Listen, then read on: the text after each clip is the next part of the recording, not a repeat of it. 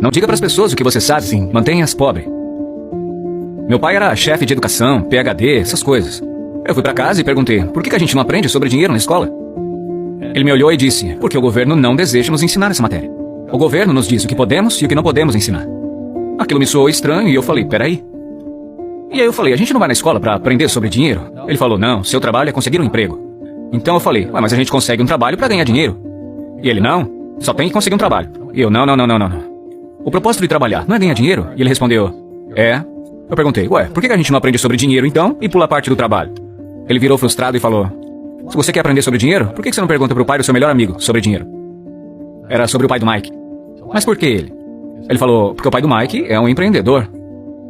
Mas o que o senhor é então? E ele, eu sou empregado do governo. E eu, qual a diferença?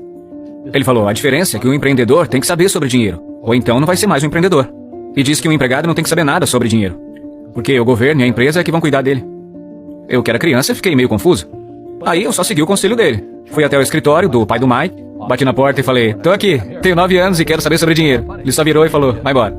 É assim que começou a história do pai rico, pai pobre. E aí, de tanto insistir, meu pai rico acabou concordando em me ensinar sobre dinheiro com uma condição. A condição é que ele nunca me pagaria.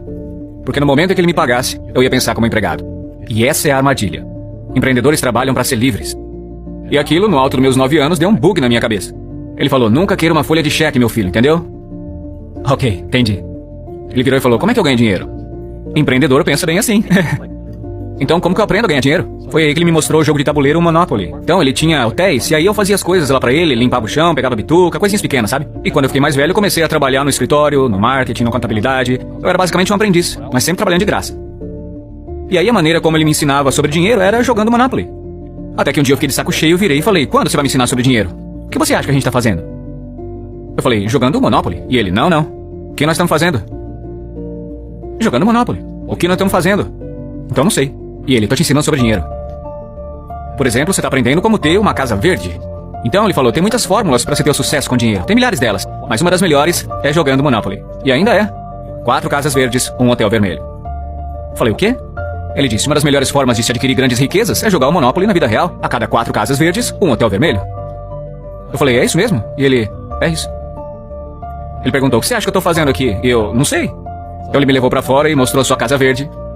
E aí passaram 10 anos, eu já tinha 19, tava numa escola em Nova York. Foi quando eu voltei pro Havaí, meu pai rico já tinha comprado um pedaço de terra maior do que a metade da praia do Waikiki. E ainda hoje, quando você vai à praia de Waikiki, você vê lá o hotel Hyatt Regency. Esse hotel é dele. Assim como no jogo Monopoly. Assim como no Monopoly. Adquiriram os ativos e tornaram eles maiores. Ele apenas manteve o que hoje chamam de assembleia, porque a propriedade não era tão grande naquela hora. Então ele teve que comprar todos os comércios menores. Porque Waikiki era um vilarejo pequeno. Então ele foi lá, comprou um comércio, depois comprou outro. Demorou algum tempo, mas finalmente ele montou esse pedação de propriedade. E depois ele montou o Hyatt, que agora é um hotel gigante. E que depois ele vendeu por 800 milhões de dólares. Então, foi dessa maneira que eu aprendi sobre dinheiro. Eu tive alguns problemas financeiros. Teve gente que me apunhalou pelas costas. Mas isso foi bom, porque me fez crescer. É o espírito da coisa. Sim. As pessoas que têm medo de errar, como ensinam na escola, não crescem nunca. Porque é no mundo espiritual que existe o bem e o mal, o certo e o errado, o alto e o baixo. E as pessoas só querem estar certas, ser positivas. E na realidade não é sempre assim. Eu não era de uma família muito pobre pelos padrões da época. Mas eu era de uma família que tinha uma atitude pobre. Como assim? Porque rico, pobre, classe média, a pobreza começa com uma atitude fundamental. A pobreza é um negócio que se transmite, que se ensina às famílias. E a classe média é ensinada nas famílias. E para as pessoas que agora mesmo estão sentadas em casa, estão com problemas financeiros porque ganham pouco, ou infelizes porque mesmo que ganham muito estão fazendo o que não gostam. Talvez ela aprendeu assim. Talvez o senso comum ensinou assim. Trabalhe duro para ter alguma coisa, ou que os ricos não são pessoas boas. Essas coisas. O sistema escolar não quer te ensinar sobre dinheiro, porque o sistema escolar foi planejado para te ensinar a ser empregado. O que é importante, para ter um médico, um advogado, um especialista, mas não sobre dinheiro. A maioria das pessoas carece de conhecimentos reais sobre negócios, como contabilidade, como dívidas ou impostos. Você tem que saber sobre essas coisas, mas na escola, ninguém ensina. Então quando as pessoas me perguntam, como que seu pai rico aprendeu isso?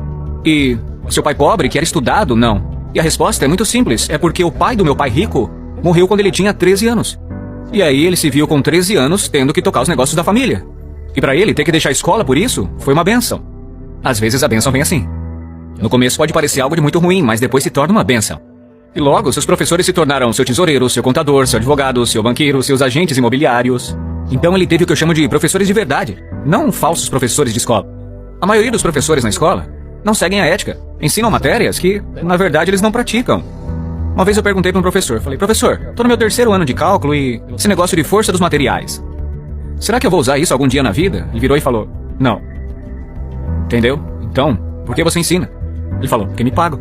Mas você já usou alguma vez? Não. Então, se eu posso dar um conselho para as pessoas, o que eu quero dizer é, busque professores de verdade mesmo, e não professores de mentira. E um professor falso é aquele que não faz o que ensina.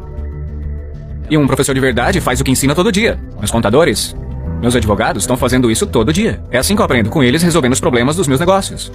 Então, eu tenho contadores, advogados, banqueiros, as pessoas todas na minha descagem rápida, porque eu tô resolvendo meus problemas com a minha equipe. Tô vendo que você dá essa informação É. e os ricos ficam encolhidos e dizem não conte a eles, Robert. Isso. Não diga pras pessoas o que você sabe. Mantenha os pobres. Então, isso aí é antigo, né? Eu não sou religioso, mas a Bíblia fala, vocês terão pobres por perto sempre. Porque tá aqui, ó. Não é? Essa mentalidade do medo. Estão em suas palavras, e as suas palavras se tornam realidade. Ok, eu não sou muito religioso, mas quando a pessoa fala não posso, não consigo, ela se afunda. Se torna aquilo que disse. Meu pai formado falava, você acha que dinheiro dá em árvore? Não dá pra comprar isso. E meu pai rico dizia, é por isso que ele é pobre. Um pobre diz, como é que eu vou comprar isso? Nunca vou poder pagar. Porque no fundo isso é um escape. Isso é um escape, entendeu? É mais fácil falar assim. E o seu pai rico dizia o quê? Em vez de não tenho dinheiro pra isso. Como eu posso pagar? Como eu posso fazer? O que é necessário fazer para chegar lá? Ele dizia, uma pergunta abre a mente e uma afirmação fecha a mente. Veja, quando você diz não posso pagar por isso, sua mente fecha. E acaba acontecendo o que você disse. Rugby e futebol. Os dois têm equipe, mas com regras diferentes. Outras pessoas são golfistas, jogam sozinhas. Cada um joga de um jeito. E no jogo financeiro, eu sigo as regras dos negócios de imóveis. Então, o que eu digo para os jovens é, encontre o seu jogo.